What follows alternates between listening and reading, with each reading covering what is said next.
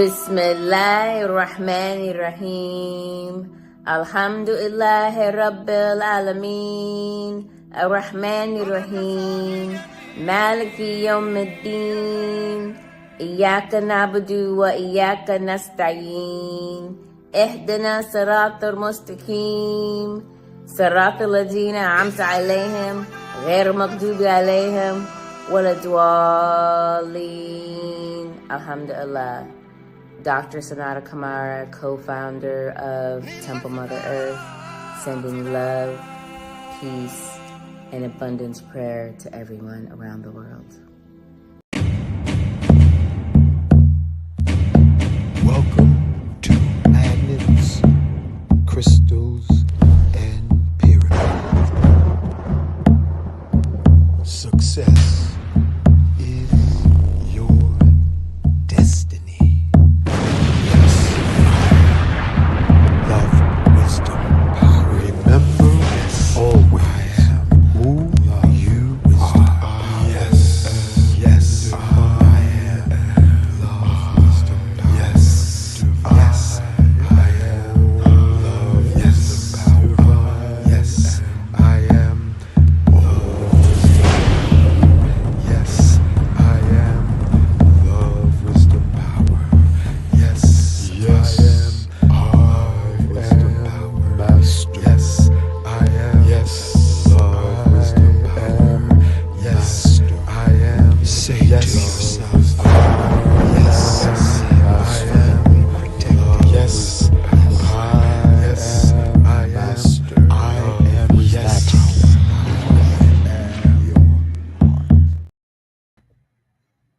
Yeah, peace, everyone. Welcome.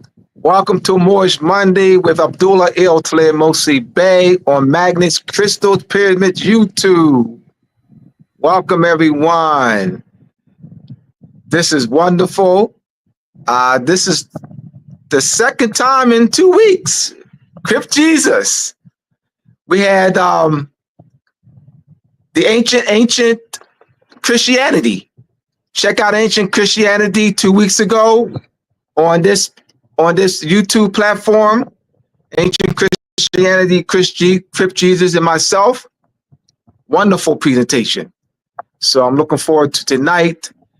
Today's topic is the unveiling white slavery and Moorish political power. Unveiling white slavery and Moorish political power.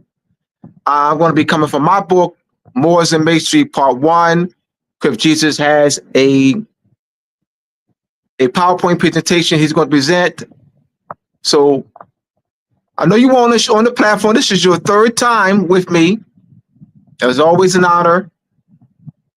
Before you get started, give the audience an update of what you've been doing in our Moorish in our communities. Peace and love.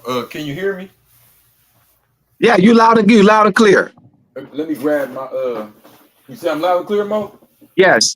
Hank, Crip Jesus is gonna be sharing his screen soon. Okay, here we go. All right. Put this in.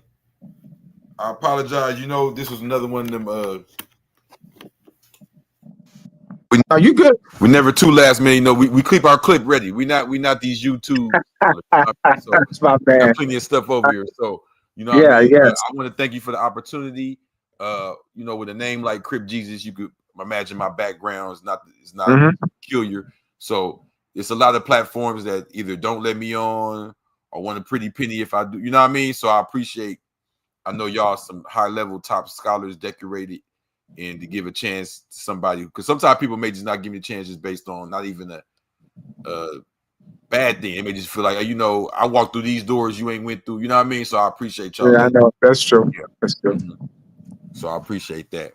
And basically I've been on the same thing. I really came into, like, as far as the conscious community and being known within that circle, really when I came with my interviews and my music in 2022, Crumb TV was one of the first people to kind of bring me in that direction. So that kind of went down more in 2023. And I came with the book.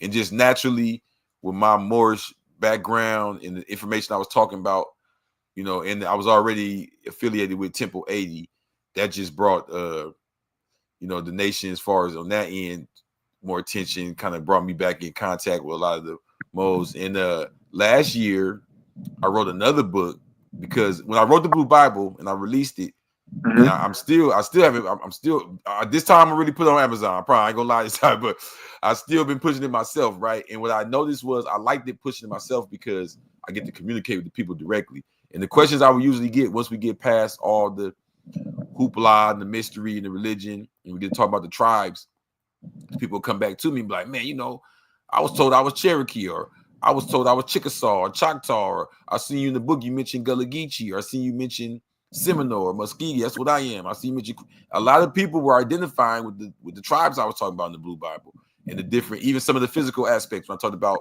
the 6 finger and things of that nature, right? So that's when I wrote the Black Indian Wars last year on purpose. We know both those names are misnomers. So, but there's plenty of wars and court documents with those misnomers on it, Black, Indian, Black, or even together Black Indian. So I wanted to bring that to the forefront. Like, let's stop doing this argument stuff where it's showing pictures and the color. Let's deal with names, times, dates, actual facts. Let's take advantage of this Google in this age of Aquarius. Now that all the information is out there, let's just act like we know everything. Let's now start building for real, So that's what I've been on, though. Yeah, I've been working hard every day, trying to keep up with the algorithm, to keep our science in the forefront, whether it be in front of some 5%ers, some Crips, some Bloods. You know what I mean? I think now is the time like never before, because a lot of the other organizations, they push information that can be Googled or looked. You know what I mean? It kind of fits in line with the narrative. Our information being that which doesn't, with a time like this where we can look up stuff and all that, I think we need to take advantage. We need to be printing out laws, old pictures of pharaohs with fezzes, stuff you see that you probably couldn't get before. You had to actually, in your area, we had to actually go, even my area, because I just got, I remember I was coming, we had to go to these libraries to get these things and go to these museums and argue with people. And it may take 2 or 3 years to find a book that you may find in a few minutes now. So we got to take advantage now and get in these different realms. So I even appreciate brothers like yourself, because you don't got to be all on YouTube. You can easily be like, I'm really outside. I don't care about this. But, we fighting the fight on every front. Right on. Absolutely. Yeah. So once again, those who are just joining us, if those who are just joining us, well, I hear an echo. Okay. That those who are just joining us, we're on. The day's topic is white slavery, unveiling white slavery in Moorish political power. Once again, I'll be coming from my book, Moors and Masonry, Part 1. I put out this 20 years of research. Book's been out since December 2016. So I'll be coming up on my 9th year anniversary of releasing Moors and Masonry, Part 1. Yeah, brother, 20 years of research, man. So that's 20 plus. It's been out for 9 years now. So those if you're interested in getting Moors and Masonry Part 1 as well as my other books, go to moorsandmasonry.org. That's moorsandmasonry.org. So we're going to get started. We're going to have you share your screen and you get started, and I'll just tag team Crip Jesus. Are you able to share your screen?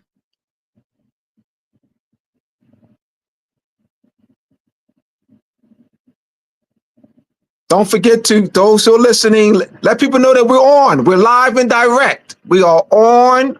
We are live and direct. Click that like button. Subscribe if you haven't done so already. Share now. I'll have we scheduled Asir Ducateers for tomorrow. Tomorrow, Asir Ducateers will be on with me. It's been rescheduled for tomorrow at 9 p.m. 9 p.m. Eastern Standard Time, 6 p.m. Central, 8 p.m. Central Time, and 6 p.m. Pacific Time. That's tomorrow night on this YouTube channel. Asir's Ducateers will be with me tomorrow. All right? That's been rescheduled. And then Crip Jesus, I want to thank you, brother, for accepting the invitation today. I greatly appreciate that. Sears had to his train had been delayed, was delayed as he was on his way back to Miami. So I said, let me think. I said, let me reach out to my man, see if he's able to tag team with me. All right, are you able to share your screen?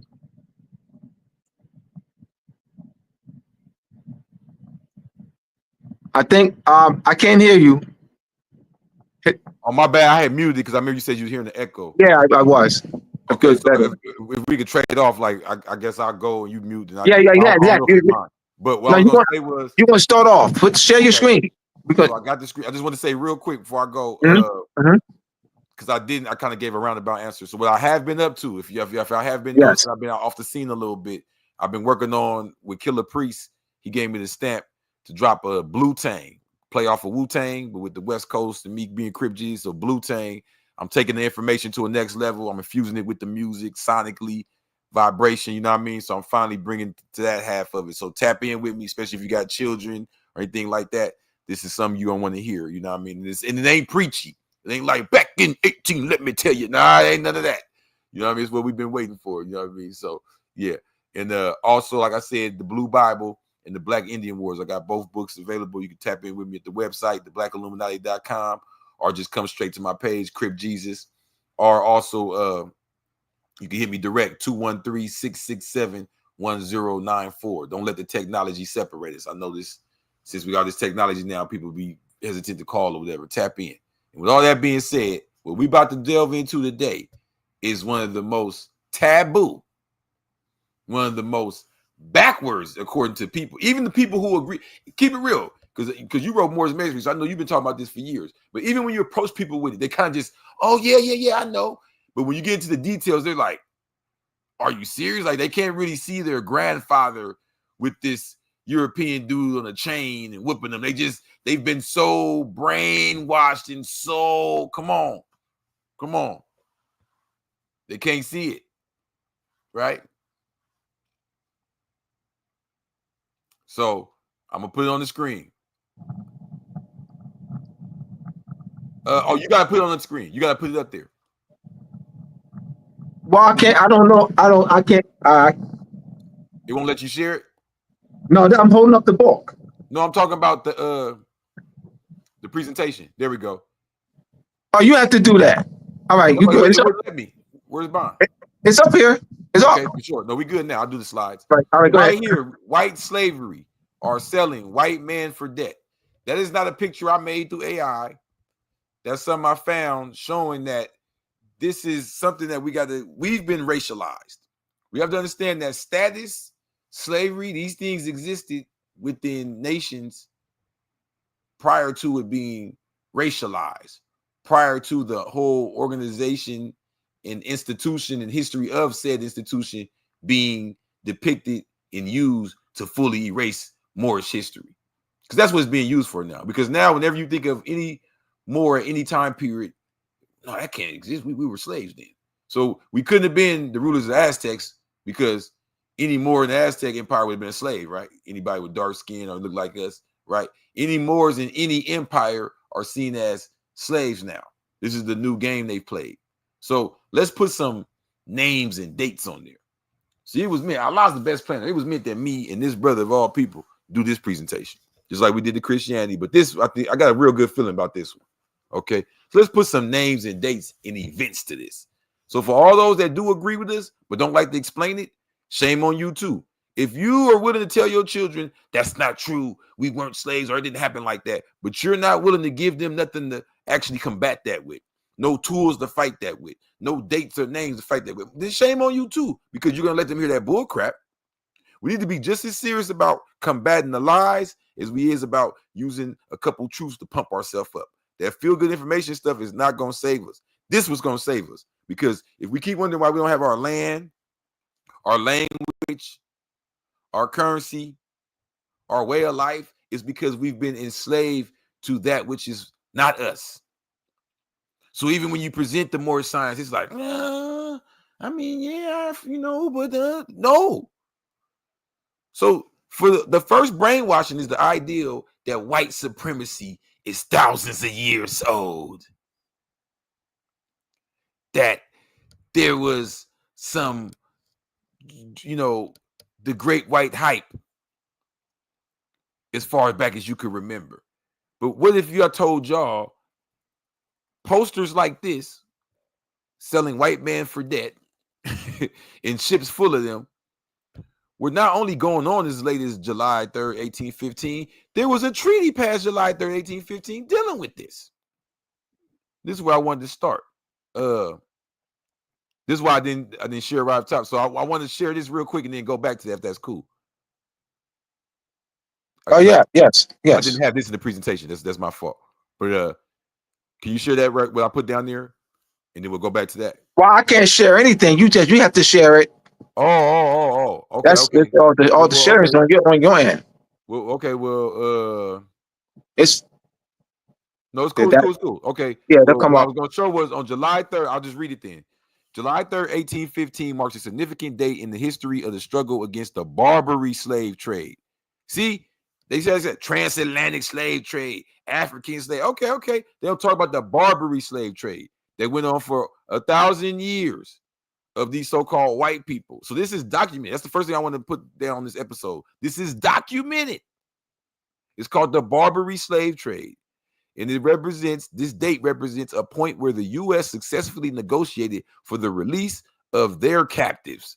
See, they call them captives instead of slaves. We've been telling y'all that we were captives and prisoners of war. So this was a war going on between the U.S. and the Moors. Documented. This is where we should start. So this is the U.S. when it's small baby infant stage having to come to the Moors and say, hey, can we get can y'all let some of the slave homies go? Right? Okay. Represent a point where the U.S. successfully negotiated for the release of their captives and an end to the practice of piracy targeting American ships. This is related to the broader topic of white slavery, as these Barbary pirates had enslaved a significant number of Europeans, including Americans. Can we please stop acting like they're not included? Would you agree with me with that? I do look like, even when we do discuss this, people try to, a Moor never owned an American. Right? Like, you know what I'm saying? There's documentary evidence. So again, I have it in my book, Moors and Masonry, Part 1 and Part 2. Yes. Yeah. When they Masonry, they may go straight to, but no, it's dealing with real history and science. Right. And for the Blue Bible, I would say I include an index in here, and it does have in the back the word white slavery. You can look it up. It begins on page 48. Now this goes a further back date. It says the Muslim lord Yaqub al-Mansur was the third caliph of the Almohad Empire, found by Ibn Tumar. He enslaved hundreds of thousands of Christians during the Holy Crusades. The captives he took were chained and shipped to Africa, where they were bought and sold. The word slave was derived from their ethnicity, Slavic. So there goes a starting point 815 years before this date. See what I'm saying? And then going to tying it in with your book, Moors and Masonry, we know when you think of the Almohad Empire, the first thing I think of is that flag, that famous flag of theirs with the black and white pieces that they now say is the Masonry grid, right? So it's no coincidence that the same time you see Masonry takes its roots from the same time period of this slavery based on the word Slav. And now today we see the person who would have been in the position of the Mason today over the slave, the Moor. You get where I'm going with this? Like before we were sitting there regal with all the degrees, and the Slav were the Slav, as the name entails. Now, 1,000 years later, it's completely reversed. Yes. We think that we were the slave back then. They think that they were the Mason back then. Right? So let's put a time period to this, right? So I like that in the Blue Bible, I stamped the time period there. And I'm not saying Yaqub al-Mansur is the first Moor to have thousands of European. I'm saying as far as in our time period now and dealing with with masonry and the culture we see today, right? I would say that's the first of a major significant during the Crusades, capturing of all these Slavs, and they actually were under the name Slavic. So we see where this name takes it grows its momentum at, right? Not with us, with the people Slav. Makes sense. So the name slave comes from Slavic. I just wanted to show on this map, Slovakia, Czechoslovakia, right? This is the area of the Slavic people: Ukraine, Romania, Yugoslavia. Well, I'll be correct, right? Bashir, Austria. Yep. Hungary, Slovakia, yes, Croatia, both the Baltic states, Latvia, Lithuania, yes. Okay, so look what we just did. We just gave a time and place for slave. See, we cooking today. Because usually people rush past this, you know what I mean? That's why they can't get these stick it in.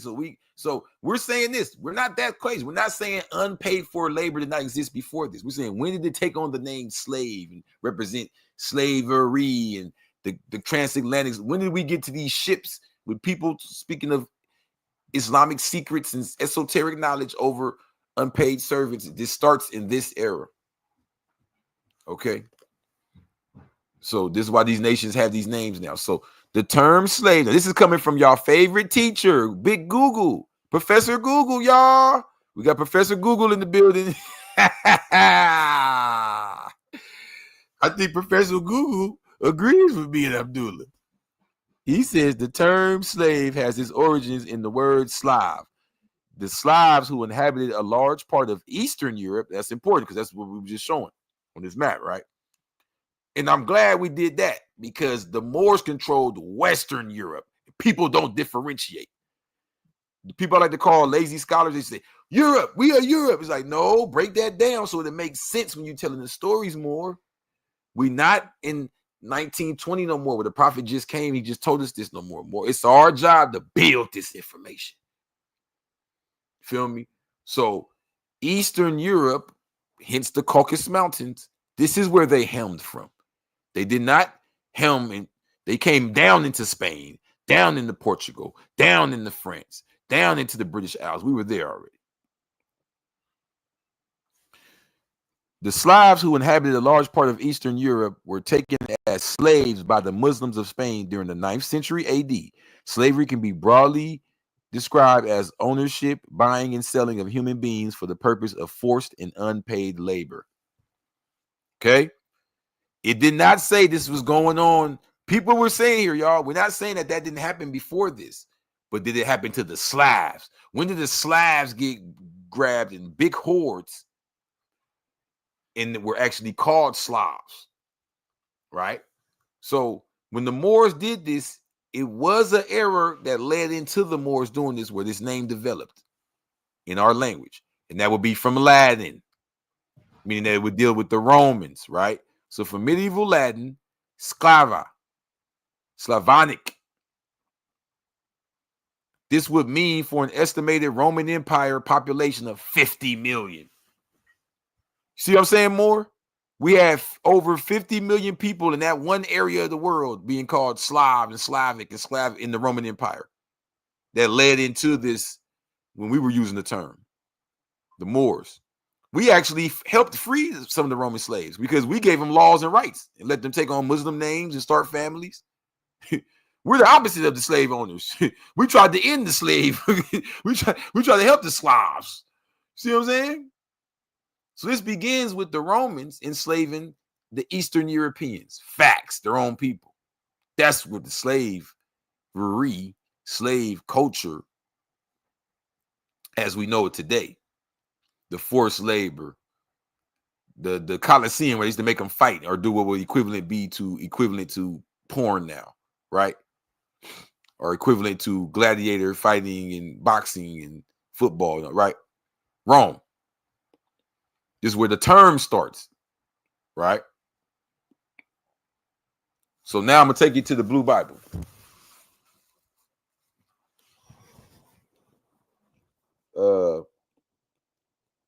Chapter 8.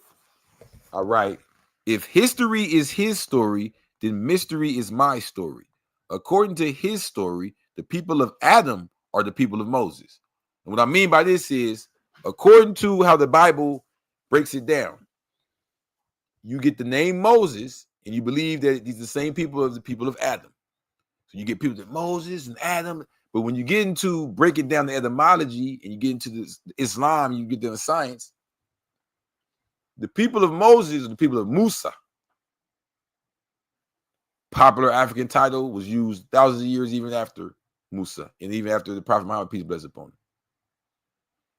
Adam, you don't find an error in the Moorish history or the Moorish science where they're big on Adam, the tribe of Adam, the people of Adam. Hold on real quick, Mark, I gotta grab something, but you don't find this in the Those who are coming on, hit that. Those who've been watching, hit that like button. Subscribe if you've done so. Support Crip Jesus. As he mentions, he has 3 books that are available for sale. Once again, those who are just joining us, today's title is White Slavery. They're unveiling white slavery in Moorish political power. Those who are thinking, Seer Dugateers will be with me tomorrow at 9 p.m. He's been rescheduled. He's been rescheduled for tomorrow at 9 p.m. Eastern Standard Time. That is 8 p.m. Central Time and 6 p.m. Pacific Time. So what we ask now is, who created the holy history of the slaves? Who made your grandma and them say, we were slaves, we built the pyramids proudly? Who created a fake? Remember, slaves don't even have names. Who gave the slaves a false religion, a god of slaves that comes to free slaves and talks to slave people? This is Bible brainwashing. Okay, so check this out. Page 62 of the Blue Bible, chapter 8. If history is his story, then mystery is my story. According to his story, the people of Adam are the people of Moses. According to my story, the people of Adam were the slaves of the people of Moses. Prove it. Even the character Moses himself in the Bible inherited the name Moses via adoption, not bloodline. Remember, Moses is a royal name in the Bible. He gets sent to get raised by the royal family, like Thutmoses, Ramoses, Ahmoses. This is a known royal name in ancient history, especially Egyptian history. The title Moses was used by the rulers of Egypt's 18th dynasty. They are the Amarna dynasty, referred to as Ali Imran in the Quran. Their ancestor, Lord Ahmoses' name was pronounced Ahmosis in Greek. He is the patriarchal head of the royal family tree. Before the Greek people translated his name, Moses was pronounced Musa. Okay?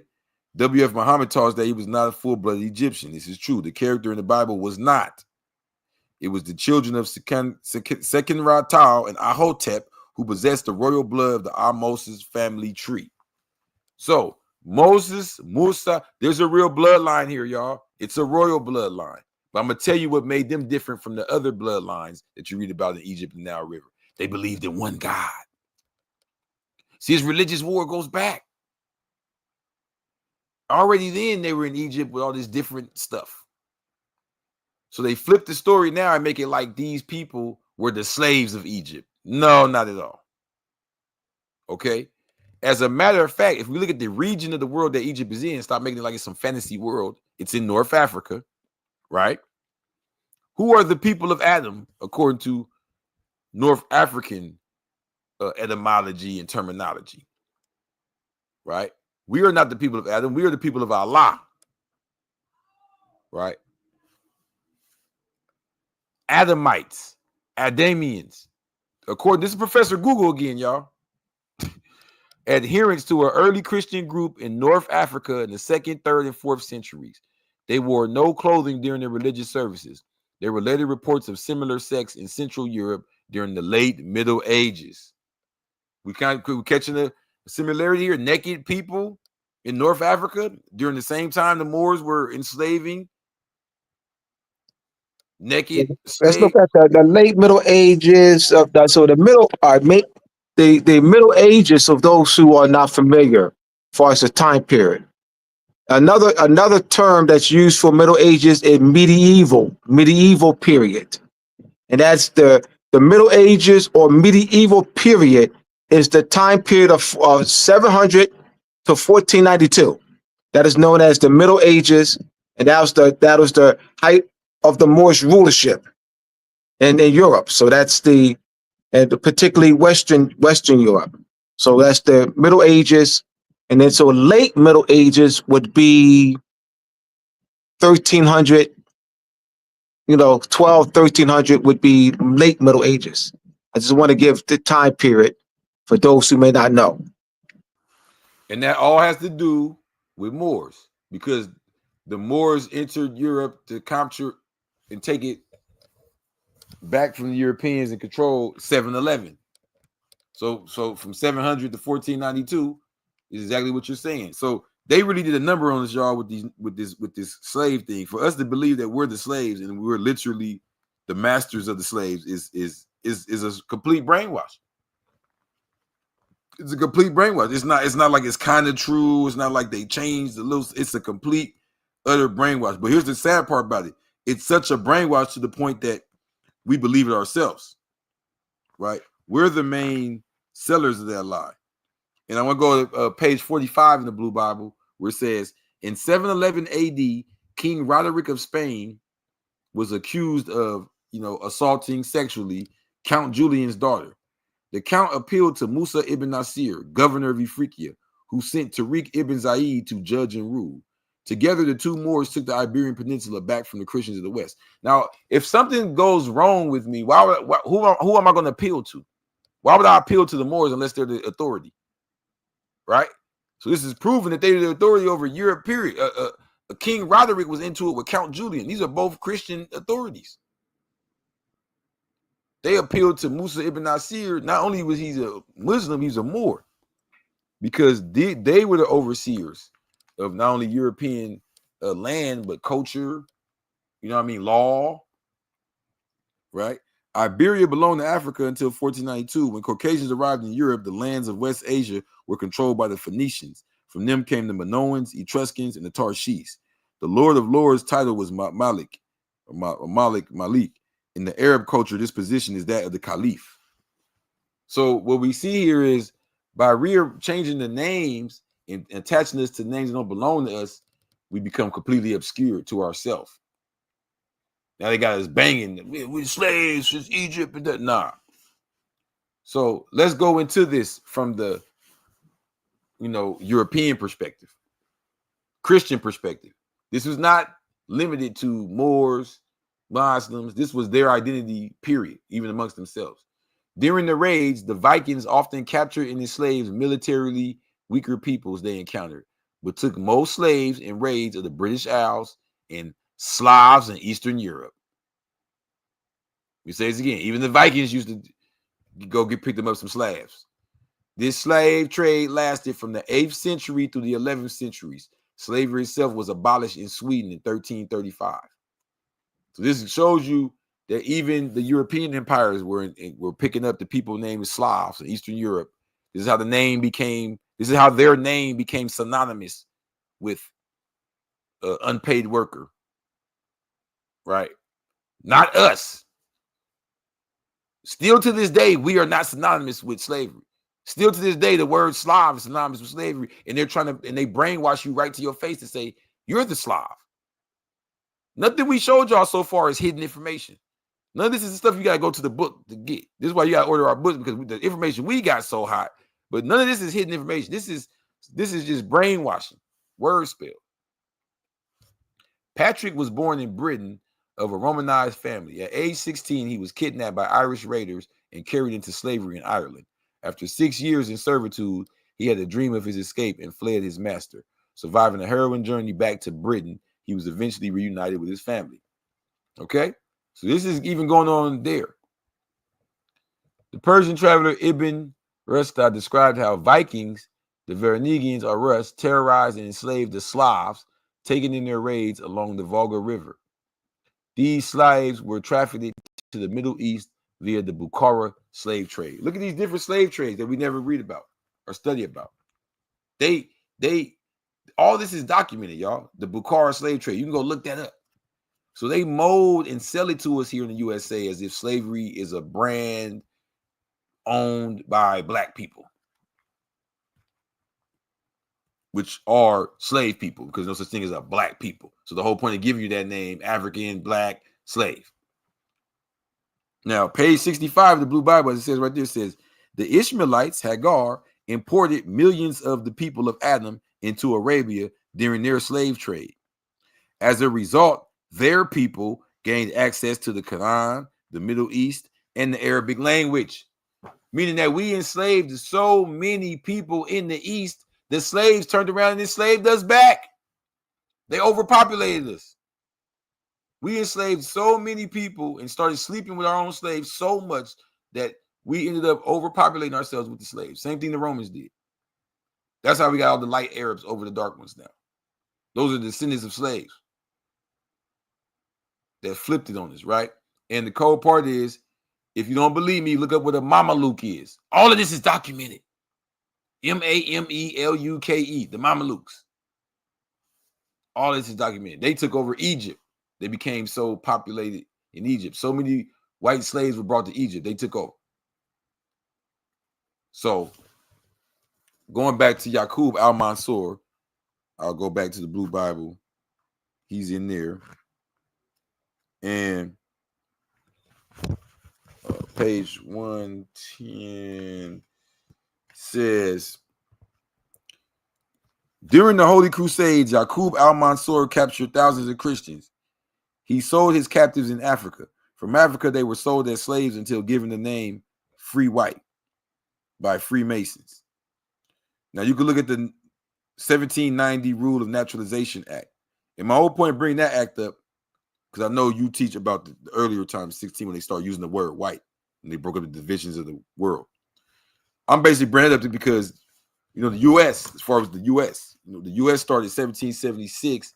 So when they finally made a status, like 1790, when they made it the free white status, I'm proving that they were shipping in. Remember, they were still signing treaties to free their own captives. So they were literally shipped. They had literally shipped in white people from Africa. Because people always think I sound crazy when I say that. They never shipped no white people here from Africa. Yeah.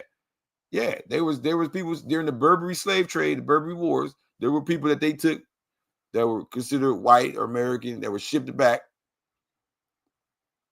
and given the status of free white. There were people that they sent that were shipped from North Africa that had never been to America that were brought here and given the status of free white. Because they weren't, they got there. The time period, he's talking about the Barbary Wars. You're looking at 1805 to 1815. 1805 to 1815. And those are, I just want to give people a time period. Go ahead, brother. Oh, 1,000%. Yeah. And here goes books backing all this up. Now, these books are dealing with the Moorish governments. People, I said ints, because there were several. We had, put it like this, y'all. The Moors ruled over West Europe and South Europe after the return of the Prophet, peace and blessing upon him, to Allah in the early 600s. You can go watch our video we did on the Mafia, on my Fury, to see that when we were going into Sicily and Italy, starting in the 600s and 700s. But nothing happens overnight. So it's like we had all of Europe all of a sudden. You know what I'm saying? So by the time you get to about to the 800s, 900s, you have the Moors ruling a major piece of Europe. I would even say the whole western half. Now, at that period begins to develop what eventually will become the Crusades, which is all the different bands of Christianity, Catholicism coming together against the Moors at that time. A lot of those poor warriors were Moors, those knights. They were just Moors that had pledged allegiance to the Catholic and the Pope, or had been forced conversion. Maybe they were the third, fourth generations. They were already raised up that way. So now that Europe is split in half and this is going down, what we have to understand is at this point in time, they took so many losses. They got captured so much they were slaves for so long that they can't even hide the history. So the best that they can do is just make you believe that history belongs to you. So they draw all these pictures. So now we got all these color politics and color history. Let me provide some support. The Trinitarians and the Mercedarians, there are two major captivity ransoming orders. The Trinitarian established in France in 1118, and the Mercedarian established in 1095, 1118, and I think Mercedarian is 1213. And there's 800 years of records, 800 years of documentation of what Crip Jesus is saying. I come with receipts. Anyone who knows me, receipts. So I want to arm our people. That's the Trinitarian. Those who have Moors and Masonry Part 1, you have the information. The Trinitarian and the Mercedarian, 800 years. This is during the Crusade time period. So it's giving some added documentary support to what Crip Jesus is saying. The documentation is there. In their records, they kept meticulous 800 years of records. And it reads Moors, Moors, Moors, Moors, Moors, Moors, captured by the Moors, captured by the Moors, negotiating release from the Moors. The Moors came Moors, not blacks, not blacks, not negotiating with the blacks, and Moors in their records. There were priests who went on redemption missions, thousands of redemption missions. Today there are charity orders. The Mercedarian and Trinitarian still exist, but of course we're no longer in power, so they're not going to be doing the same thing they were doing when they were founded. They were established. They were not established as charity orders. They, like, people look at them today. We see them today. Oh yeah, you know what I mean? They give out, they feed the homeless, and no, that's not why they were established. That's what they're doing today, but that's not why they were established. They were established to raise monies to get Europeans out of to pay for the ransom, to release the Europeans from Moorish captivity by paying the ransom. This was a major issue. I have them documented in Moorish Masonry Part 1. So understanding the history, these night orders, why were these night orders that they today known as Masonic charity night orders? No, that's not why they were established. They were not established they were not established as Masonic orders. They were not established as, as charity orders. They were established as military orders to fight against us, the Moors. So when I talk to my brothers, and I love my brothers, I love my Masonic brothers, because I do not want to put a wedge between my brothers and the Eastern Stars and Masons. I don't want to I want to build with y'all. All right, I want to have that bridge. But my brothers, because they haven't studied it. So when I talk about the Knights Templar, or the St. John's, the Sovereign Order of St. John's Hospitaller, the word hospital is a night order. That's the name of a night order, the night order. St. John's, the Sovereign Order of St. John's Hospitaller. So when I explain to them and show them the documentary evidence of why they were established, because they are members, because they are knights, quote unquote, Knights Templar, because they are belong to these certain knight orders, they dismiss me. You know, they dismiss me because they have an affinity to their current, quote unquote, knight orders. I'm not banging on my brothers. I love my brothers. But we're getting effed up. I don't have time to play. You cannot ignore why something was established. And because you are a member of it today, you're going to dismiss it. You're going to dismiss the history as if it doesn't matter today. Once again, I'm not banging on my brothers and sisters. I'm trying to build bridges. But I got to speak the truth. Go ahead, Crip Jesus. Yes, sir. Yes, sir. And that's a perfect segue to where we about to go into next. So now let's put it in their face. Because let's be real. When we say Africa, Europe, Moors, Catholics, Christians, it sounds like two people in two different places. Sounds like two different worlds. Sounds like two different realities. You may even envision in your head two different outfits. But it's hard to realize these were brothers and sisters fighting over the same castle. It's hard to imagine castles in Spain and you and your cousin fighting. Your cousin walks in and says, I'm with the Catholics. Your other cousin walks in and says, I'm with Caliph such and such. Now y'all war. But this is what's going on. So let me put it in y'all face. You see that?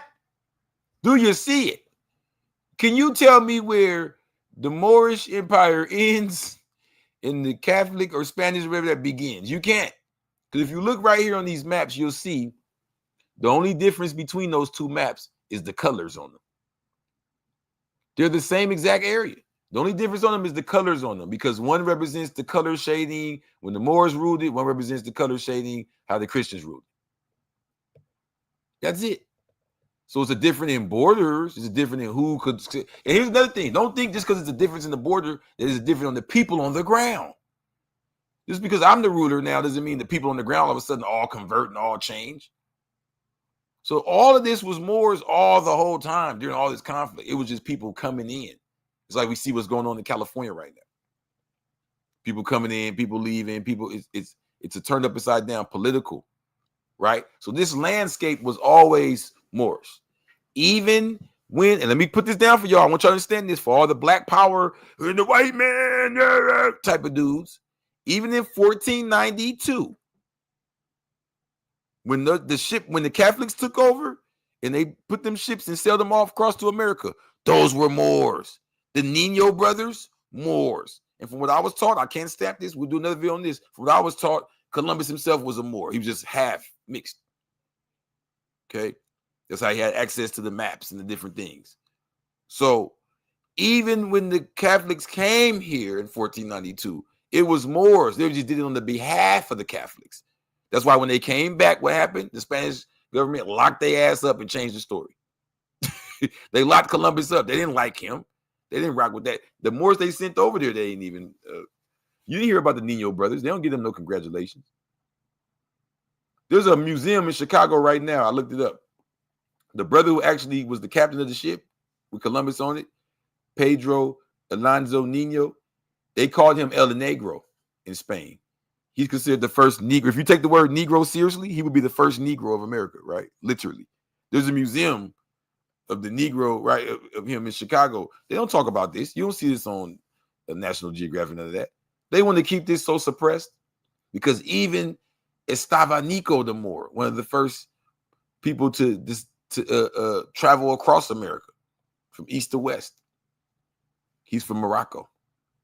He led the Catholics across. He led the Christians across. He was the one doing all the translation. All this is documented, like you said. So they can't hide any of this stuff. So what do? They just brainwash. That's why if you ever wonder why they want to dumb us down so much, why they want to be so stupid on the news and that's why, because the truth is so obvious. If they let you learn even a little bit, you're gonna start figuring it out. Look at this, y'all. Now, this is to all my Moors out there who claim to be top studiers. I got a bone to pick. Did not the prophet say lands now known as Morocco, Algiers, Libya, Tripoli, etc.? Right? No, my bad, not Libya, Tunis, Tripoli. These four right here, these four states. He said those names for a reason. Because when you look at the history of when these places even got these names, how they developed those names and who was over them, you'll find out the whole white slavery history. The entire white slavery history. You'll find out when they first started enslaved, how the Arabs got into it with the Berbers that were there, how they came together, how they both were already practicing Islam. So let's stop that lie. The Berbers over there already practiced Islam when the Arabs came, they were practicing Islam. The fight wasn't over Islam. The fight was over who was going to control it. The fight was over the Arabs bringing that slavery stuff that they were born into over here. Right? And as you can see, what's that above it? Europe. So check this out. Y'all had Europe above Tripoli as its own kingdom, Algiers its own kingdom, Carthage. You had all these, because remember the Moorish Empire. People forget what the word empire means. So it was many kingdoms. So you had lines of kingdoms underneath Europe at this time, just crossing the waters as they please to go grab whoever or do whatever. But we can't even see that it was this close. In this shape, Europe is just North Africa. To a Moor, in these times, that was just go north. You feel me? How many Europeans were enslaved by the Barbary pirates? They called these men pirates that rode these ships back and forth across the Mediterranean Sea and back across the Atlantic and enslaved them and brought them back and forth. This is all documented, y'all. According to Robert Davis, between 1 million and 1.2 million Europeans were captured by Barbary pirates and sold as slaves in North Africa and the Ottoman Empire between the 16th and 19th centuries. But let me read this quote by Robert Davis. The enslavement of Europeans doesn't fit the general theme of European world conquest and colonization that is central to scholarship on the early modern era. Robert Davis, professor of Italian Renaissance history, Ohio State University. I'm going to reread the quote. The enslavement of Europeans doesn't fit the general theme of European world conquest and colonization that is central to the scholarship on the early modern era. Better said, the Moorish enslavement of Europeans. The Moorish enslavement of Europeans doesn't fit the general theme.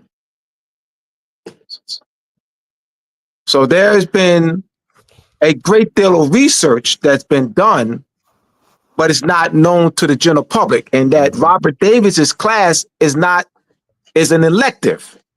So this is taught in schools. Robert Davis class is a Ohio State University, but it's an elective. It's not mandatory. It's not part of like you have United States system. Like if you go to a college, when I was in college, and you go to the course booklets, you want to register, and they got U.S. history, U.S. history, U.S. history, U.S. history. They got like 10, U.S. history classes you could choose from. You know what I mean? But the electives, they just got one or two. You know what I mean? So it's not part of the main required. It's not part of the required, course study. Linda Connolly, there's a host of professors who teach this. I have right in Moorish Masonry Part 1, but their classes are electives. So I just wanted to, put that there's a great deal of research has been done. So I'm one of the few, and I didn't know Crip Jesus was on this level. I mean, wow, we got to team up more often, brother. Come on, man. Because and I mean that because brother Quasiel has studied my book, Moorish Masonry Part 1. And so we probably three of us need to do something together, too. So this is, to have someone on my level you know, that's teaching this on my level. This is great. That's why I'm sitting back and I'm enjoying this.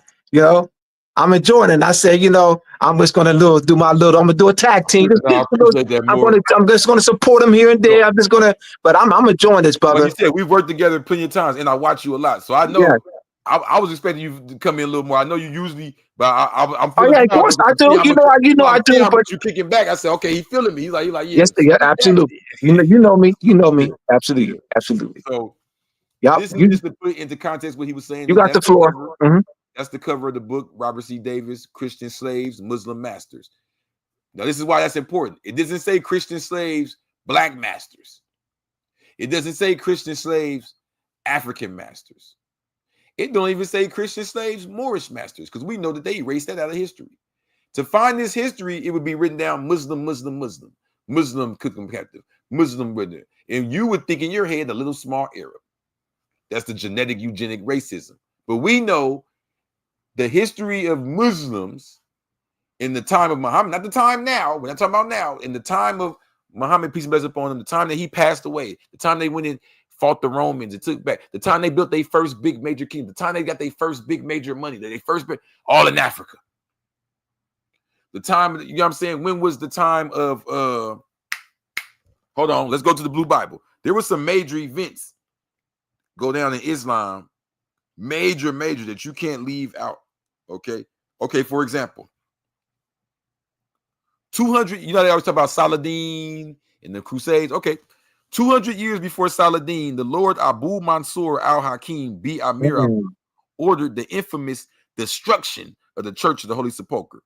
So they don't talk about that. They don't even want you to know that because they would act like the Holy Crusades. They were just big, mad, mean. But that's what I said. So 200 years, or our Saladin is nine. Saladin is like 900s. Yeah. And established the well, I think that was like 1100. 1100, yeah. Saladin is, thank you. Saladin is 1100, so 200 years before really, Saladin is 900s. Yeah, I just want to give the people time periods. You know, in 1017. So like you said, he was in 900s, so he was still around like early 1000, right? Now, here's the cold part about this brother. He's one of them brothers who they never had official burial. They never know what happened with him, right? Now, a lot of people don't know about this religion, but this is very important to all you 5%ers, all you, high power Black, I'm God. Check this out. It's what y'all don't know about in Islam.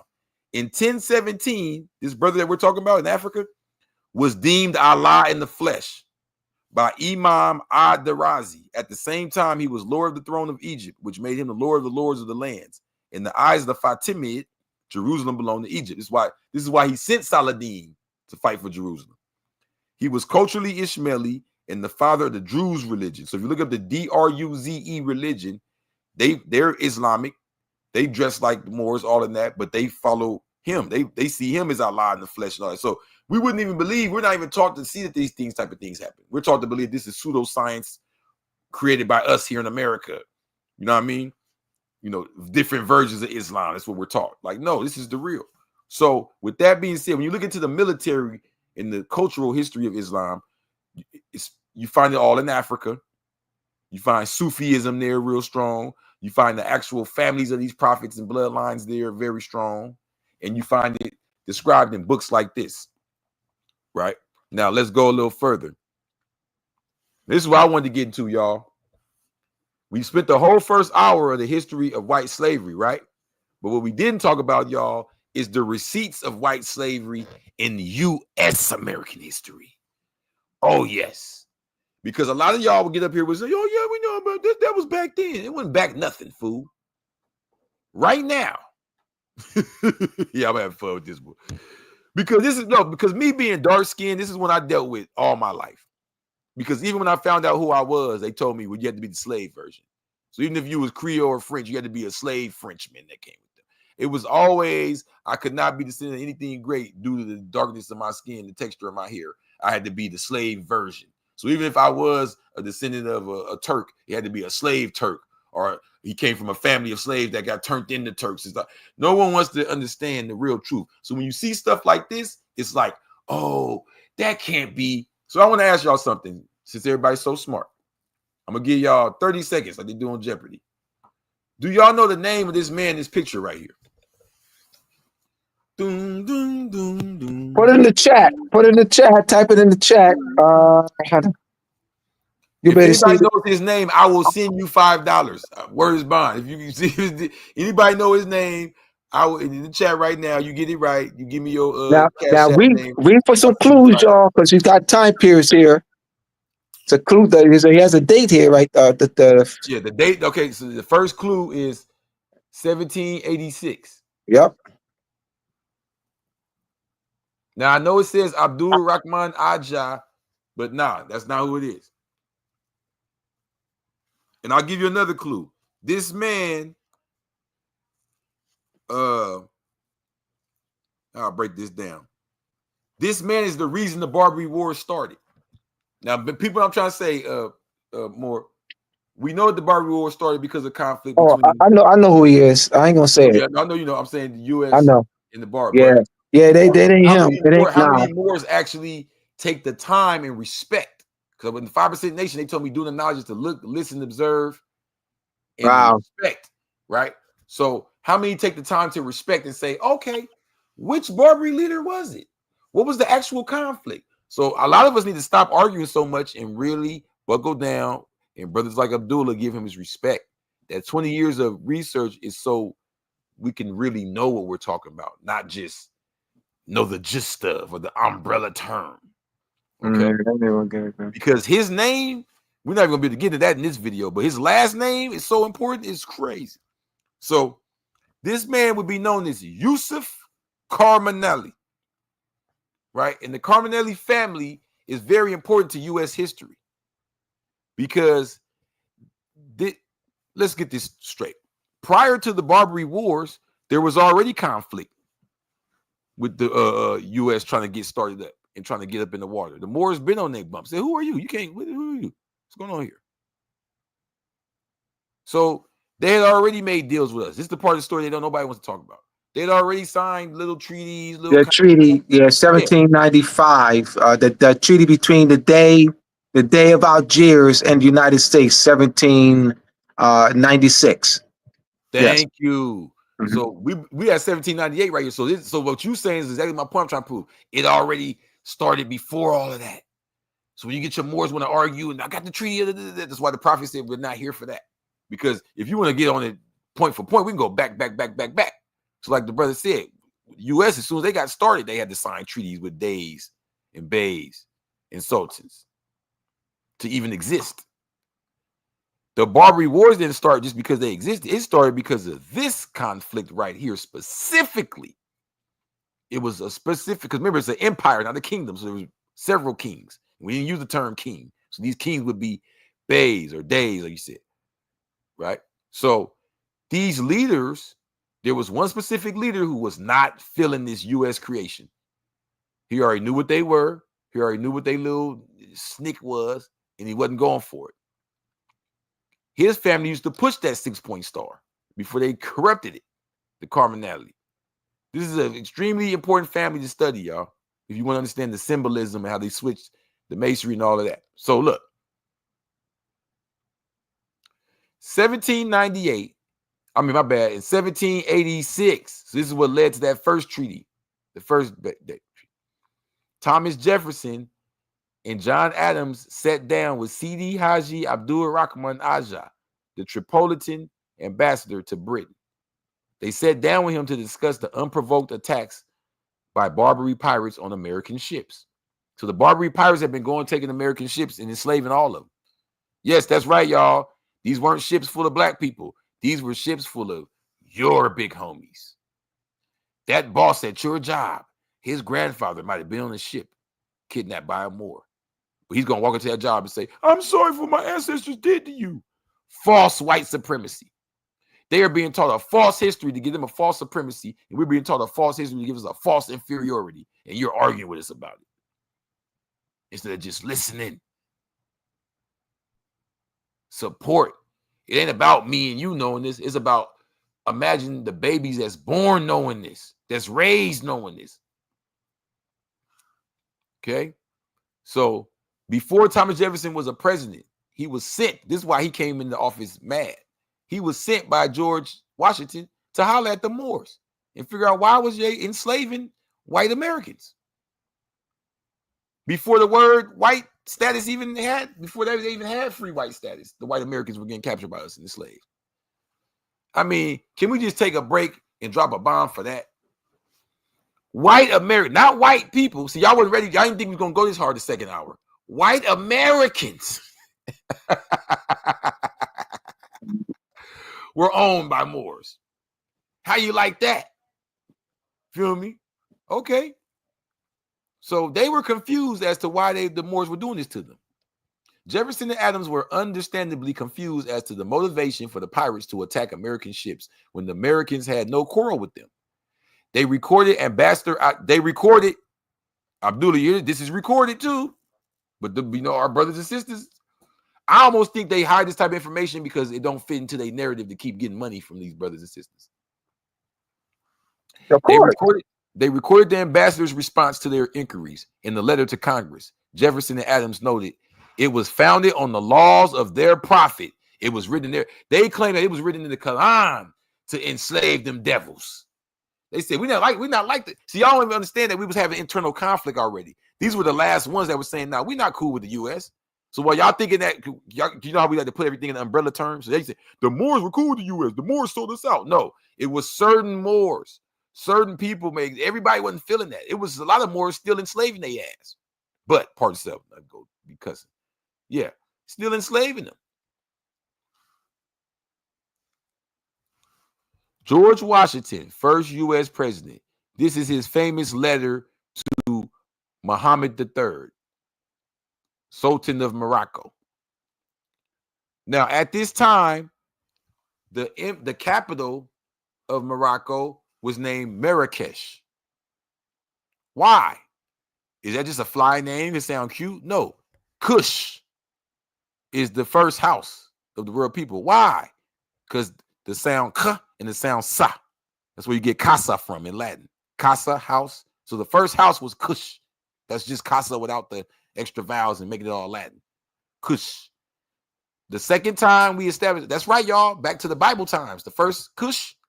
The second time we reset our world empire, we named it Kush again. It was called Marrakesh. The third time we did it, it was called Al, like the in Latin, in Arabic, Al Marrakesh. That's where you get the word Americas from. So he wrote a letter to the Sultan of Americas. Yeah. George Washington was writing a letter to the Sultan of Americas. Because if I'm not mistaken, correct me if I'm wrong, Abdullah, aren't most old empires named after their capital? Like the Roman Empire or the Greek Empire or the Egypt, right? You name it after the capital. So the capital of the Moroccan Empire was Almaracas. It was the Almaracas Empire, literally. He was writing a letter to the Sultan of Almaracas to become the United States of Americas. That's why he was writing his letter to get permission for. Hey, why you kidnapping us? Why you do? We the little homies. We not Christian. Remember they had in Article 11, the treaty with them in what was it? I think Tripoli or Algiers. Exactly. He said, "Oh, we're not Christian. No, It's not founded on Christian beliefs or Christian religion." Yes. Yes. So now, for those that we're gonna put it even more in y'all face. Now this is a receipt you can't deny. Money. How much did the United States pay out to the nations of the Barbary Coast in 1795?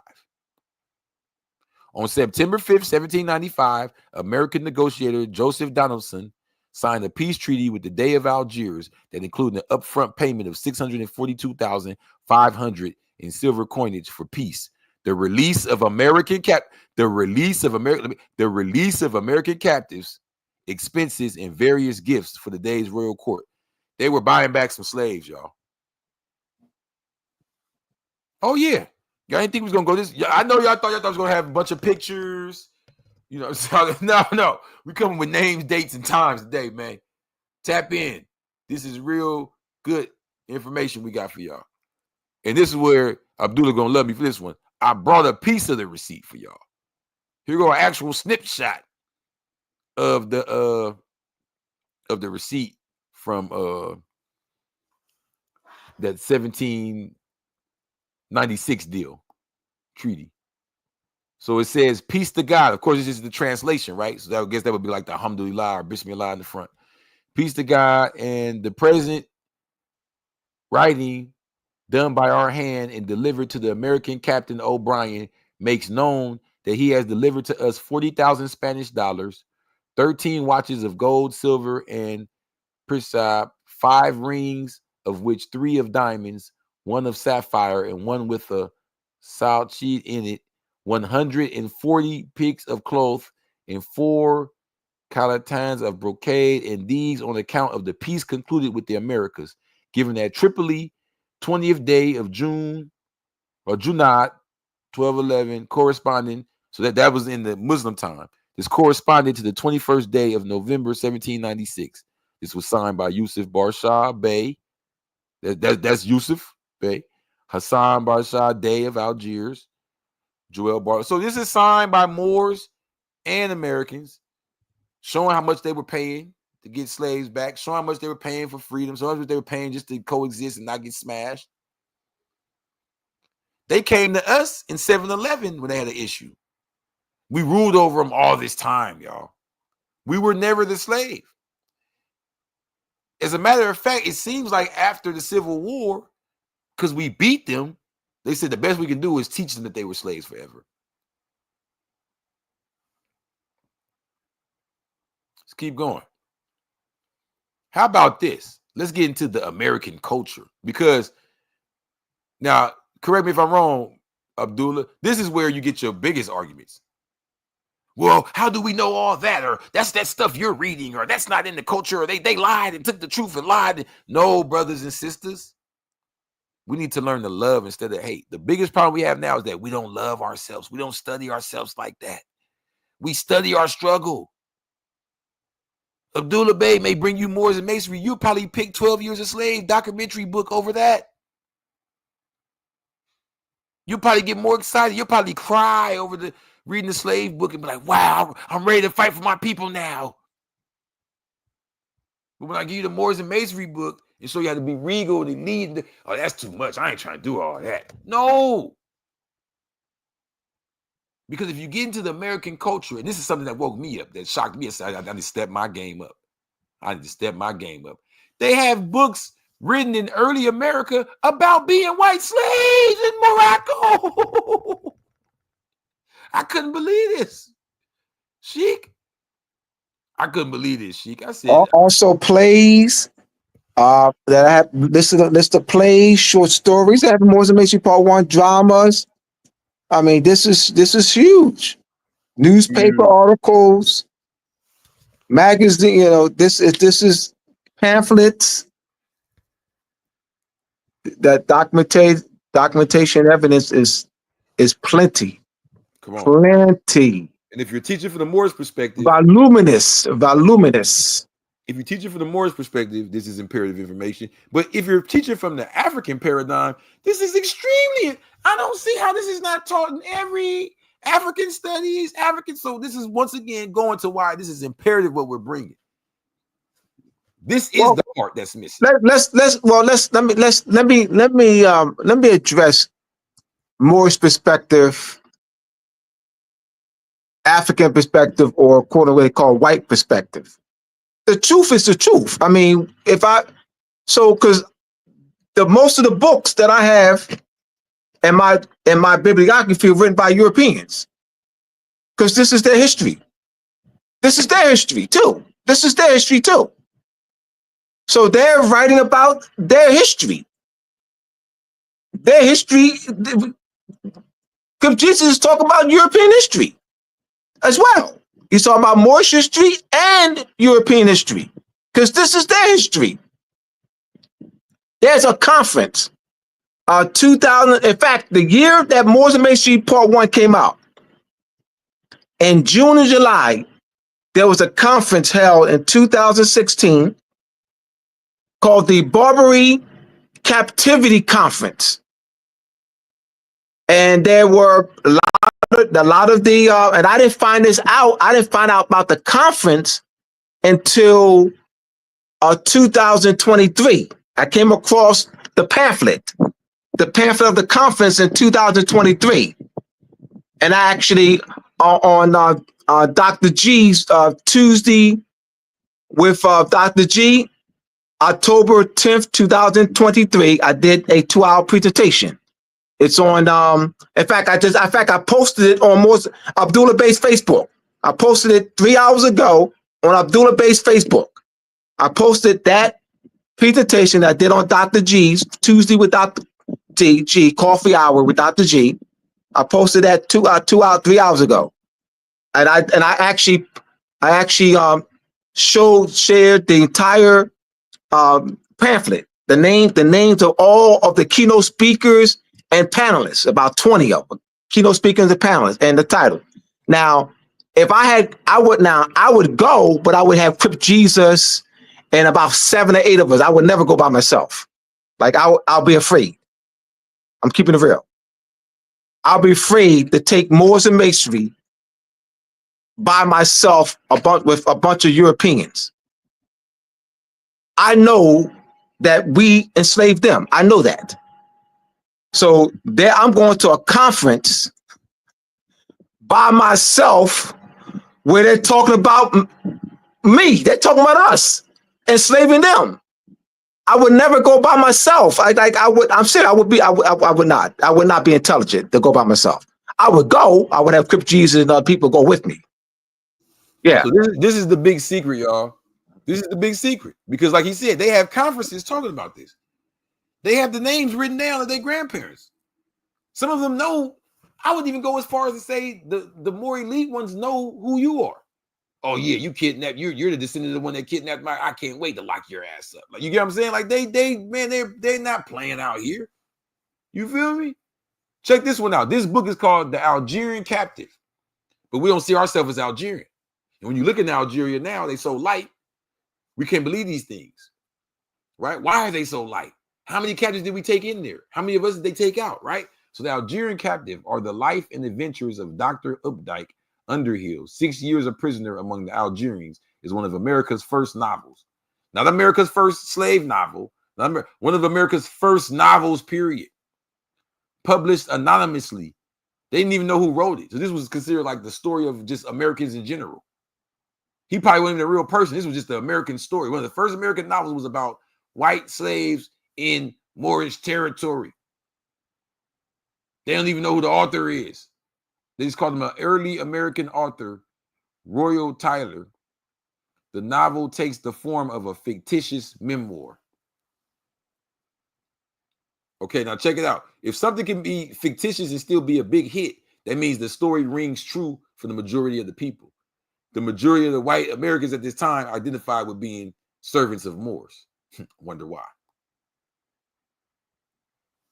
Now, here's the thing. If what I'm saying is true, then am I saying that the whites just, okay, the Albions, because I don't even like calling them Europeans, right? The people of this description, am I telling you that they had never ruled before and they just popped up at 18-something? No. Actually, there's a reason they're so obsessed with Egyptian rulership. And it's not just because of what they learned in Masonry. If you know the true story, why even the Adamite story is so important about how they were slaves in Egypt long ago. Because Egypt was the first place that they were able to marry into the families and take over. I'm not talking about ancient times. I'm talking about current times. It's called the Mameluke dynasty. At the same time, the Dark Ages was going on and they were about to formulate America and all of that. This was the Mameluke dynasty. This was the white slaves of Egypt becoming rulers there and getting in position of powers and learning things and do it like this, or they like to eat this, they like to do this, or use this trick, or use that, or you can use this is where they learned it from. The Mamelukes. Okay. The people enslaved in Egypt during Islamic times mostly came from Europe and the Caucasus, referred to as white. Some came from Sudan and Africa south of the Sahara to the trans-Saharan slave trade, referred to as black. Now you have different eras. You have the Abbasid Caliphate in Egypt, that was first. You have the Fatimid Caliphate Egypt. That's when still Arabs, but this is when what you would call quote unquote black, Moor. The Fatimid Caliphate, these were the actual direct bloodline of Prophet Muhammad, peace be upon him. And there was a lot of African natives ruling in power. That was more the Moorish time. After that, we took on so many of these European slaves during this era that you got the Mameluke era first. Before the Slavs and all of that, the Mamelukes started popping up in Egypt. And real quick, Crip Jesus, I want the audience to keep in mind, they also capture us. So it's not one where it's one-sided. Now, we're battling. It's a crusade. It's crusades against the Moors. Yes. So we're capturing them. They're capturing us. Mhm. That 10,000 of us were held in Sicily. Mhm. 10,000 of us were captured and taken to Sicily. There's a statue called the Statue of the Four Moors. So let's keep in mind, Yeah. though, it was not just where we just capturing them. I mean, they're capturing us too. Mhm. They're capturing us as well. So I just want to bring that there. All right. So so that you can tie that statue, the Statue of the Four Moors. Google it off. The Statue of the Four Moors, Mhm. Carlissimo,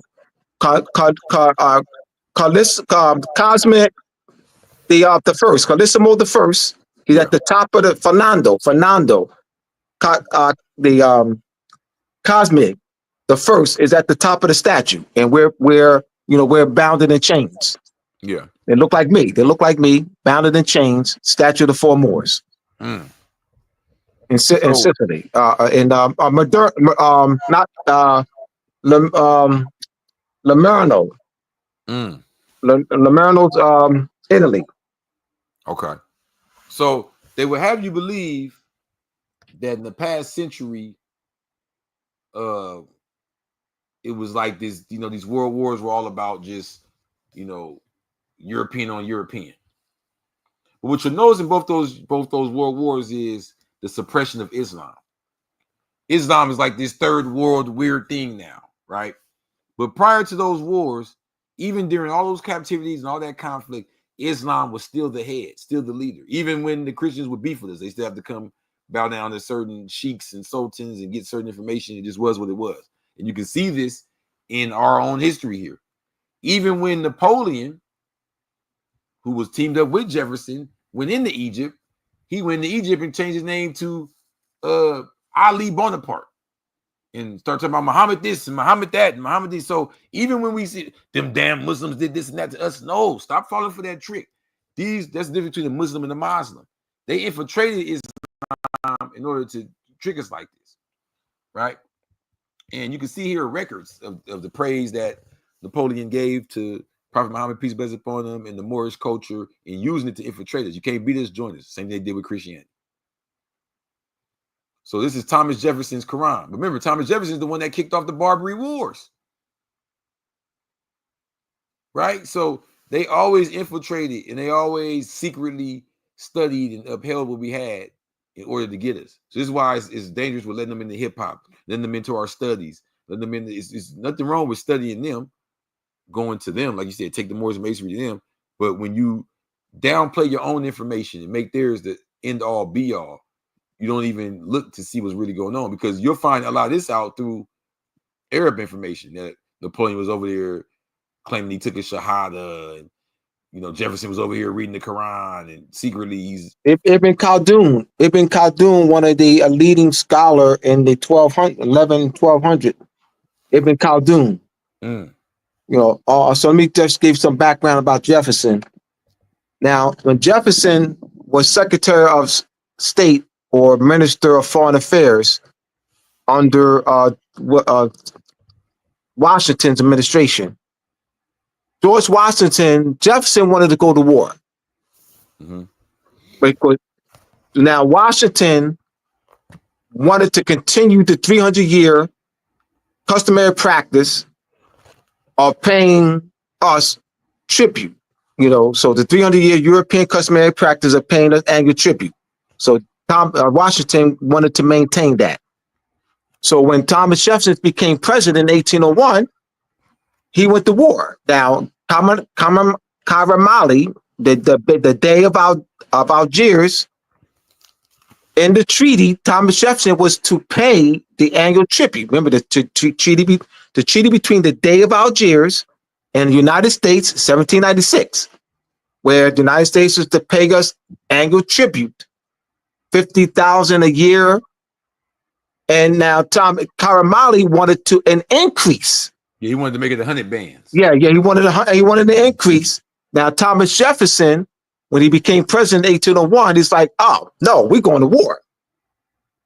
So this is where Thomas Jefferson plays a huge role though. He connected with LaSalle in Europe, and Thomas Jefferson connected with. He went to Europe, went to France and met up with LaSalle, and he wanted to facilitate a European Union against the Moors, and that didn't go well. So that never happened. But Thomas Jefferson wanted to facilitate a European Union to fight against the Moors. Exactly. Well, Thomas Jefferson. This is huge here with Thomas Jefferson. So it doesn't begin with Thomas Jefferson presidency. This was already, because Thomas Jefferson was also appointed in 1785 as a minister plenipotentiary, one of the ministers plenipotentiary to negotiate the treaty with the Moors. That's Thomas Jefferson, Barclay, John Adams were appointed ministers plenipotentiary. They were given full power to negotiate the treaty. Now, prior to that, there were Samuel Huntington. I have the letter in Moorish Initiation Part 1. Samuel Huntington, president of the United States Continental Congress in 1780. So Thomas Jefferson, hold up. George Washington was not the first to write the letter. Hear me out.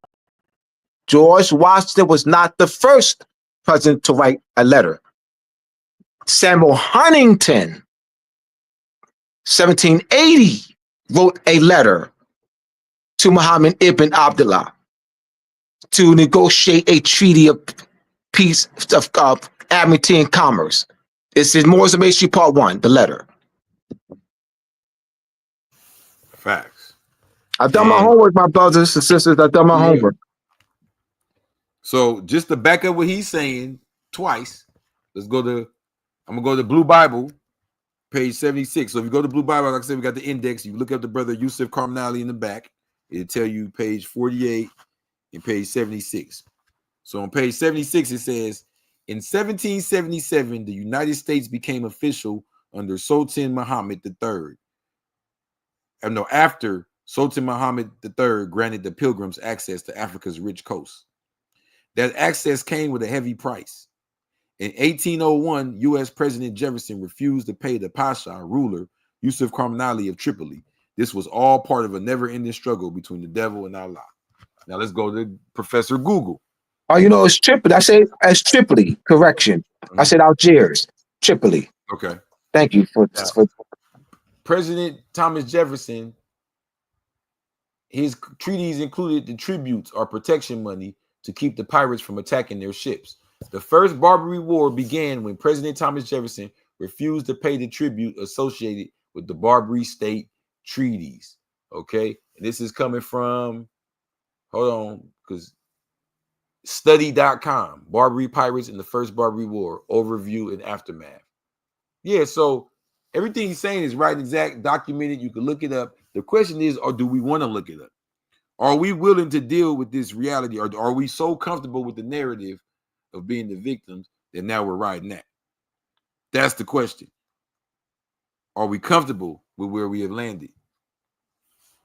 So during the Al-Andalus, known as the Muslim Spain or Islamic Iberia, the Moors controlled much of the peninsula.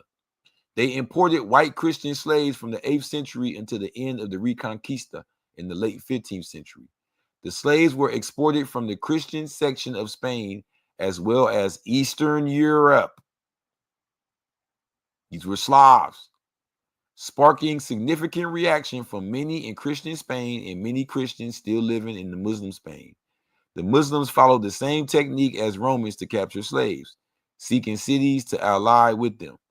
Soon after, Muslims were successful, taking 30,000 Christian captives from Spain in the 8th century, slavery lasted longer. So they used to take them from Spain. They used to bring them down there and take them by the thousands. So even when they started selling Moors later, they just kind of they just kind of resurrected what was already being done to them. Let me address that question you posed a minute ago. Are we comfortable with this victim? Yeah. What it is, Crip Jesus, is that the Europeans have been so conditioned with entertainment. Entertainment. So doing the studying is man, Abdullah, 20 years of research. What, Abdullah? You spent 6 months? You went to the National Archives for six months, every Saturday for 6 consecutive months. You stayed there for 8 hours on Saturday. I mean, man, I would have been watching football. How it's this entertainment. So this are we, and it's just that they groomed us this way. We are. It's not in us to do that. We've been socialized. What's in us is to read. Yeah. What's in us is to do an Abdullah Bey. To do an Abdullah Bey is what is in us. To do a Crip Jesus is what's in us. To do the research, that's what's in us. That's our culture. That's our legacy. That's what's in us. To read is what's in us. To watch TV all day is not what's in us. We've been socialized. To watch TV all day is not in our DNA. To party all day is not in our DNA. To do the BS all day is not in our DNA. To read, to research, to AI, technology, that's in our DNA. We've been socialized so they can easily control us. We're easily controlled. So we don't see the bigger picture. The CIA criminalized rap music. The CIA criminalized rap music. There was a meeting in 1990 because they wanted to, the prisons were privatized in 1985 or 86. So they have a contract. These companies have a contract with the states. And the contract is to keep the prisons populated. So the states were breaching the contract. The states were not keeping the prisons populated. They didn't go after heavy metal. They didn't go after hard rock. They went after rap music to put the criminal element in it. There's a meeting held in 1990. We don't see the bigger picture. We being played. So I know that this partying and entertainment is not in us. That's not our DNA. That's been socialized in us. So they can easily control us. They don't want all these Abdullah Beys running around.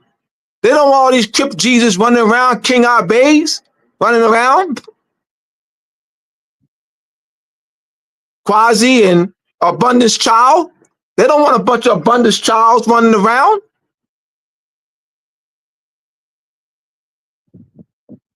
Israels, and they don't want a bunch of us running around.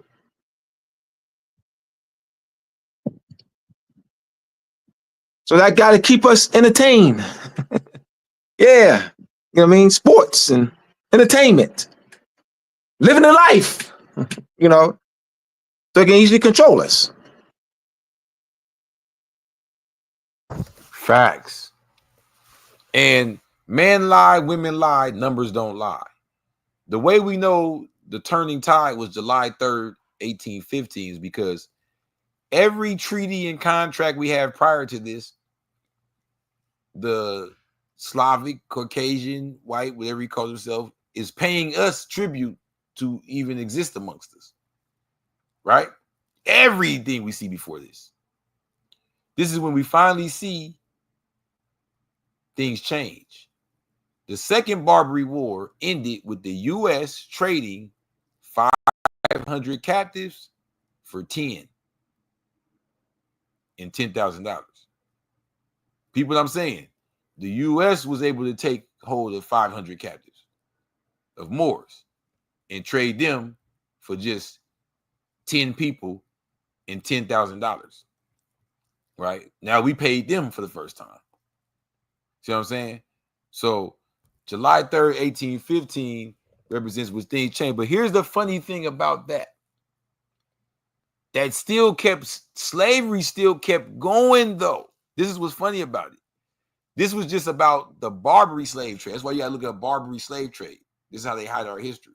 This was just about us not. They were saying, look, we don't want y'all capturing us no more. Now, what we do amongst each other, we're gonna figure it out. but can y'all please stop this? You feel me? So it never stopped amongst the Europeans. Examples of Europeans still continue the tradition of trafficking. Historian Richard Hofstadter pointed out that although efforts were made to regulate or check their activities and they diminished in importance in the 18th century, it remains true that a certain small part of the European colonial population of America was brought by force, and a much larger portion came in response to deceit and misrepresentation on the part of what's called spirits. One spirit named William Thien was known to have spirited away 840 people from Britain to the colonies. So they were bringing people by the thousands of their own through misrepresentation, through lie, through deceit, through capture, all of that. It didn't end with this. This was there. This is what we have to understand. This is racially motivated. The Barbary War was about them not was saying we draw the line at this. We're tired of being enslaved by the Moors. Now, what we do with each other, we'll figure it out. But we're tired of this with the Moors. They'll come together on that one. Though little acknowledged in history, there was in those days a thriving trade in stolen children and others. Those engaged in kidnapping were called spirits. Many of those who were spirited away were taken to North America. In January 1743, Williamson fell victim to the trade when he was kidnapped while playing on the quay at Aberdeen. His autobiography gives his age as 8 years old at the time. Some of the Aberdeen Baileys were suspected of colluding with the traffickers. An estimated 600 children disappeared from the port when the trade was made between 1740 and 1746. Sally Miller, an American woman enslaved sometime in the late 1810s, whose freedom lawsuit in Louisiana was based on her claimed status as a free German immigrant and indentured servant born to non-enslaved parents. The case attracted wide attention and publicity because of the issue of white slavery. In Sally Miller versus Louis Belmonte, 1845, the Louisiana Supreme Court ruled in her favor, and Miller was granted freedom. They don't talk about that though. Why? Because it doesn't fit their narrative. But there was white slavery court cases going on right here in America. You feel what I'm saying? And that's the end of my presentation. I just basically, Man, that brother, that was man, awesome, brother. It warmed my heart, man. thank You you. warmed my heart. Yeah. I want to talk about Linda Connolly. Linda Connolly was at that time, she was at Yale University. She's currently at Princeton. She is a history professor at Princeton University. She's won the Shelby Awards. She's well acclaimed. She is well acclaimed in this in history, this area. All right. I document her, reference her in Moorish Masonry Part 1.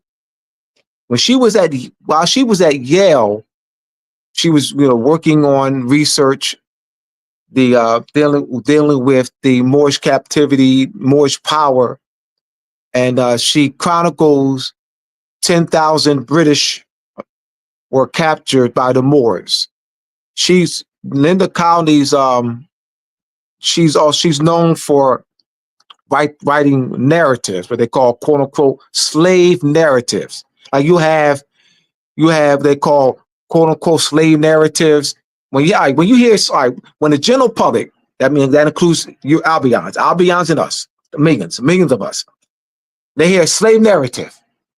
What comes to mind? Slave narratives. Slave Yeah. narratives. What comes to mind? Stories of people captured from Africa, Thank enslaved. you. And Yeah. who wrote narratives while they was held, and and they escaped and involved them in captivity. They wrote about their chronicle, their experience in captivity. The people that look like me and you. That's not what she writes about. She writes her slave narratives are Europeans held in Moorish captivity, and they're writing about their chronicling their experience. Europeans that look like Donald Trump had a problem with that. Donald Trump looking males had a problem with Linda Colony. They verbally attacked her.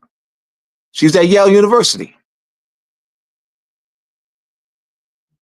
So this knowledge will empower us because it'll shift the landscape. I chronicle in my Moorish Initiation Part 1.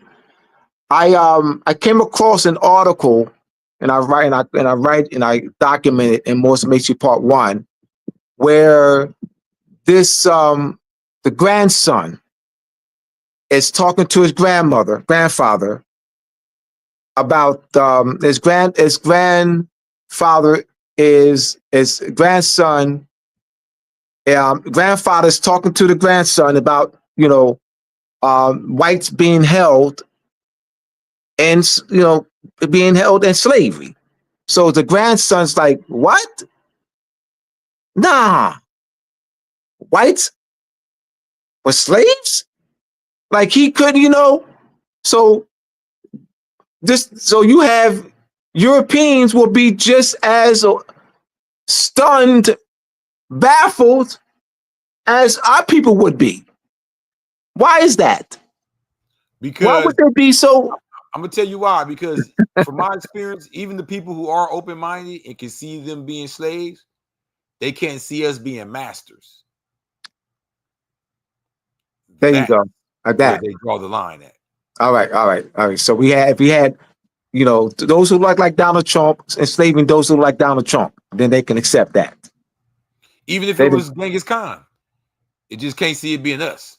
Yes. You know what I'm saying? Yes. And that's because they're so used to all their life for, you're talking about 16 generations now, oppressing us. They're so used to reading about, in the text in the schools, they're being in a superior position over us.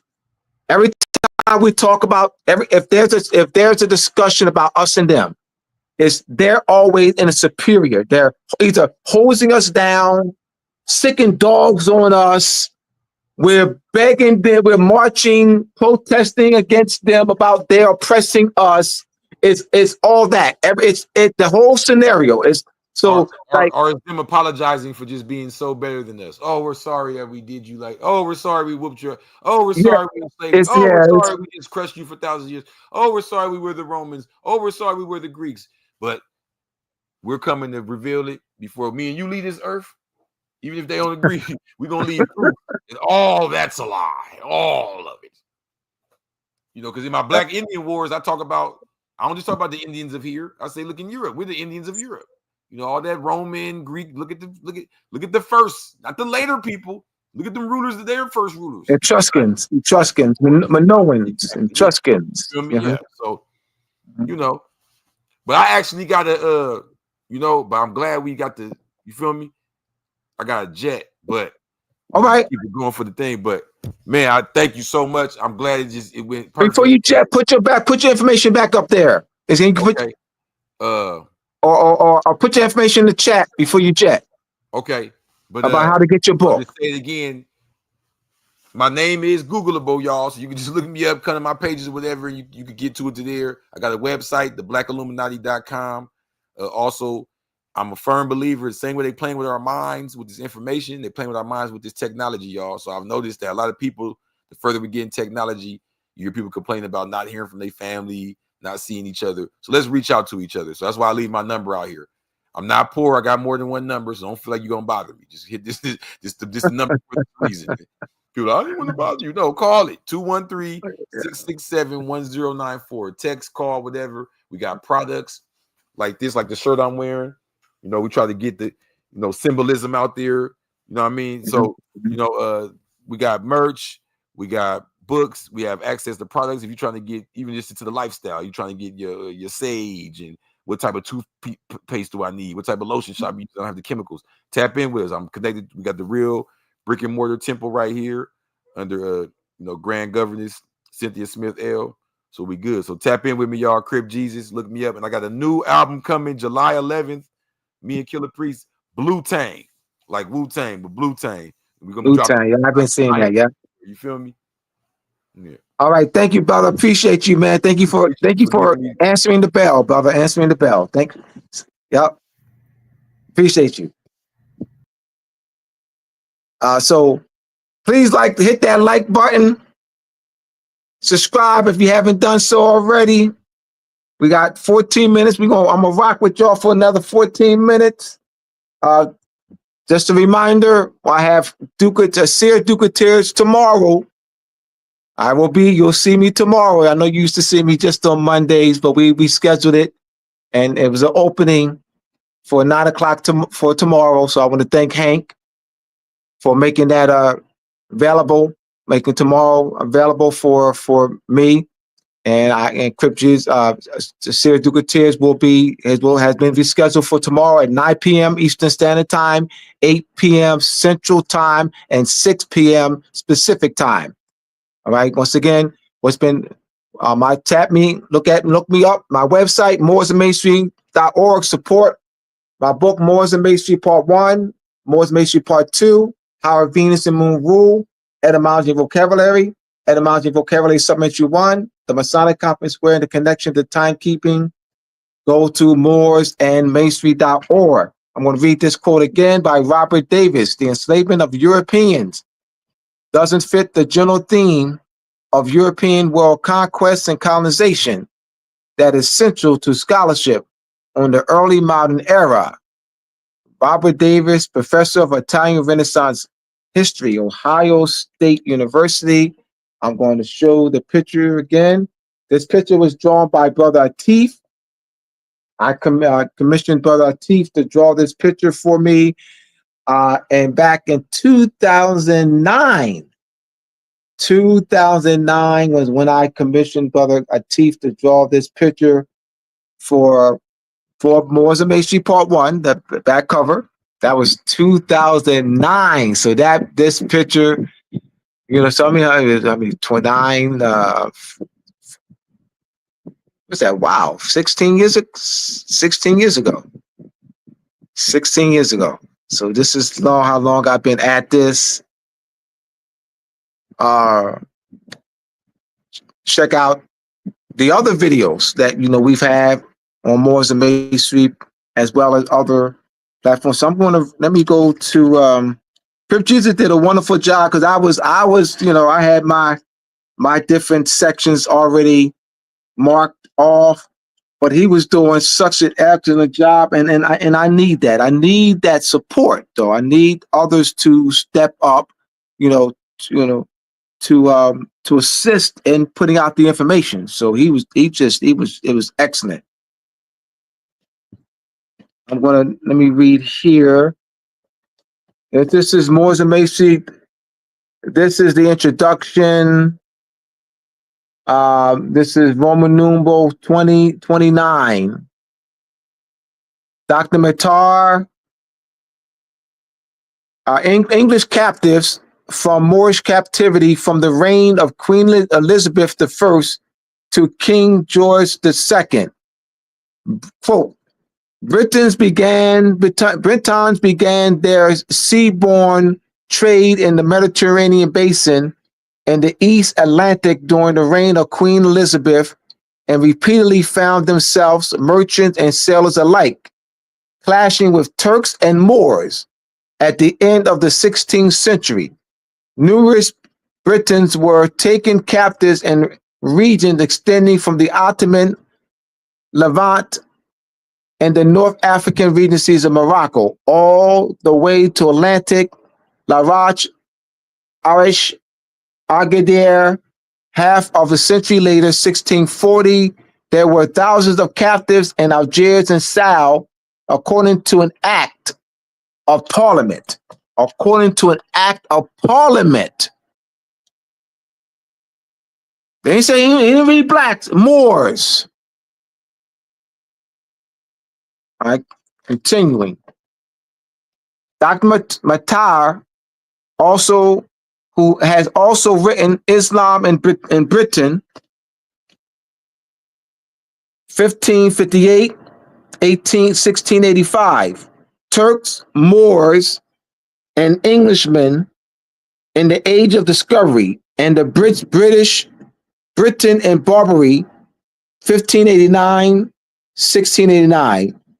Europe through Arab eyes, 1578, 1728. Names and numbers. British captives in the Islamic world, 1558, 1713. Dr. Matar also wrote the introduction to piracy, slavery, and redemption. Barbary captivity narratives from early modern England, edited by Daniel J. Vickus. Piracy, slavery, and redemption, Barbary captivity narratives from the early modern England, edited by Daniel J. Vickus, chronicles the role of the Trinity House played in ransoming Europeans held in Moorish captivity. The Trinity House assisted captives and their families and served as one of the avenues they could use to seek the means for ransom. The Trinity House documented the whereabouts of seamen and ships and calculated information about families of captives and their conditions, as well as about the location and ransom prices of captives. The Trinity House also issued certificates to collectors to travel around the country in order to raise money to ransom Britons who were being held captives. Trinity House issued hundreds of certificates for collections, and since ransoms were always the source of pounds, collecting pennies and half pennies to make up such sums must have required extensive travel. On many occasions, captives were freed by exchange. When there were no money available to pay ransom, the best alternative was to capture opponents and then exchange them for compatriots. In 1631, King Charles proposed to Moulay Ismail al-Walid that Moroccan captives in Spain be ransomed and then exchanged for English captives in Morocco. As late as 1714, English ships sailed to Spain to purchase Moors to exchange for English captives at very reasonable rates, such as are aged, blind, and lame. It's no matter and will pass, so they have left. So this is why this black, because they're covering up who we are. They don't want us to realign with this power, to recover our lost Moorish sovereignty. They don't want us to realign with this power. So the black covers this up. Black power, and I'm black, covers this history, covers this power. This is a pre-existing sovereignty, pre-existing power. This is major. This is not some period of time, just 10 years or so, just 10 years of history. Hundreds of years, centuries of history that's been, covered up. Though, like I said, extensive research has been done by many Europeans, but they're not known in the mainstream.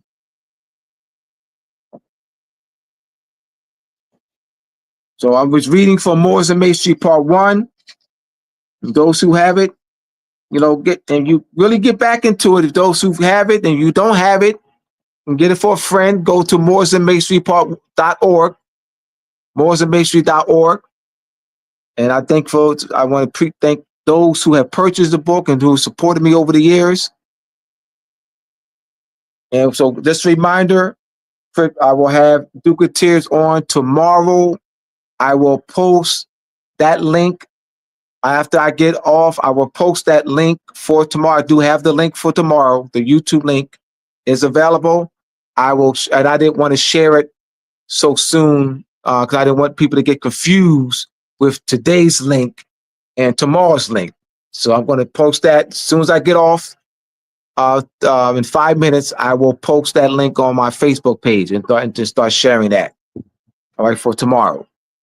So that's why I didn't put that one out. I didn't want people to get confused and not to put out two different links, and they'll get confused and they may not they'll see 9 and they'll just click on the wrong. I didn't want to. I already know that not to do that.